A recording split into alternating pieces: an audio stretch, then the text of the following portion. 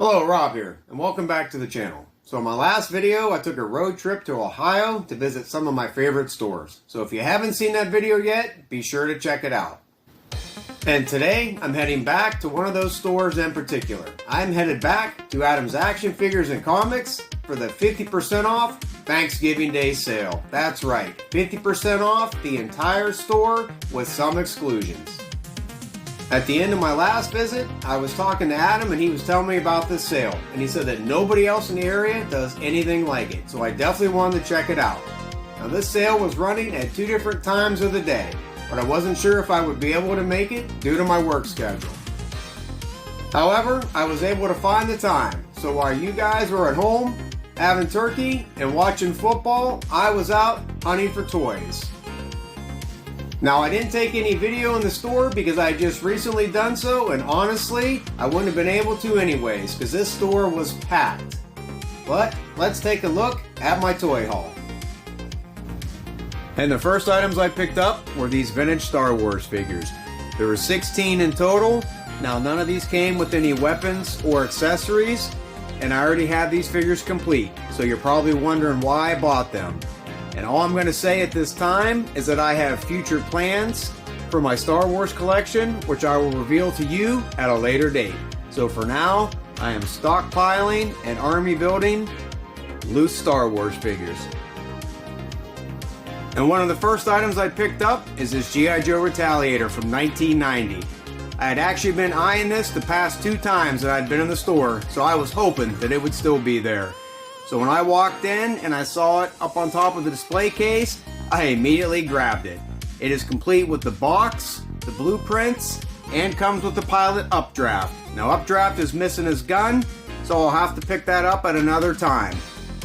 Priced at $150, with the sale, I got this for 75 bucks. So I picked up a few mint on card G.I. Joe figures to add to my collection. Now I was hoping to get more, but somebody had already beat me to it. When I was checking out, there was another guy who had a Rubbermaid full of the carded G.I. Joe figures and pretty much cleaned out that display case. So what I was able to pick up was this Cyber Viper from the Mega Marines. Next I got Outback from the Battle Corps line. Next, I got this Ninja Force Scarlet. With the sale, she was only $15, so there was no way that I could leave her behind. Thanks, Pixel Dan. I guess I'm collecting Ninja Force as well. If you follow his channel, you'll know exactly what I'm talking about. And the last carded figure I picked up was this 25th anniversary Tripwire. He's one of the few remaining figures that I needed, and he came at a great price.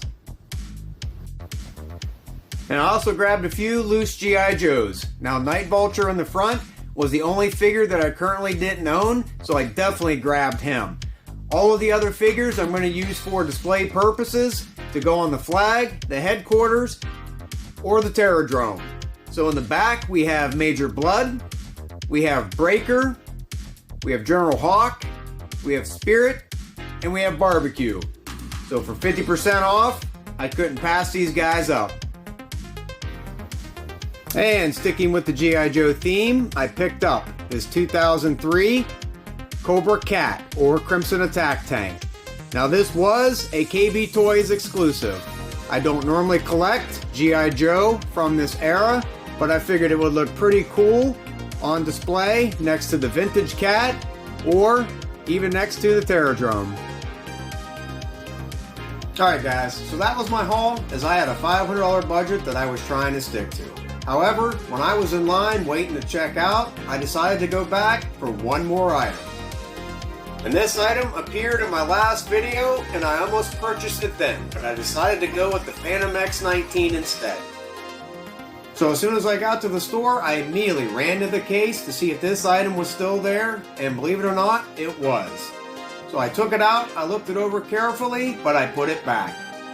But as I was standing in line, I couldn't stop thinking about it, and I knew that I would regret it if I left it behind. So, let's take a look at this last item.